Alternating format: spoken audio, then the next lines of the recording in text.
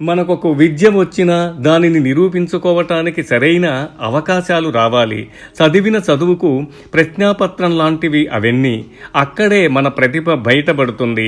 అర్జునుడికి కర్ణుడికి సమంగా వచ్చిన అవకాశాలు ద్రుపదుడి పరాభవం, ద్రౌపది స్వయంవరం, ఘోషయాత్ర, ఉత్తర గోగ్రహణం, ఈ అన్ని సందర్భాల్లో కర్ణుడు విఫలమయ్యాడు, అర్జునుడే రాణించాడు. వ్యక్తిత్వంలో, ధర్మాచరణలో కూడా అర్జునుడే కర్ణుడి కన్నా అధికుడు.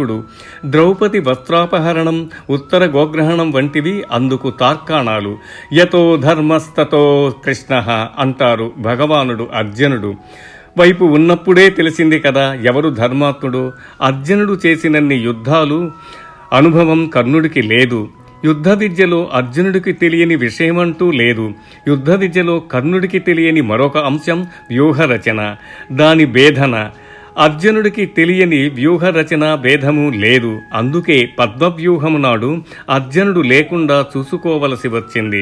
అర్జునుడి పట్ల కర్ణుడి వైరం ఎంతవరకు వెళ్ళిందంటే, పాండవులు తన తమ్ముళ్ళని శ్రీకృష్ణుడి ద్వారా తెలిసాక నలుగురు పాండవుల్ని చిక్కినా విడిచిపెడతానని మాటిచ్చాడు, కానీ అర్జునుని గురించి మాత్రం మాటివ్వలేదు.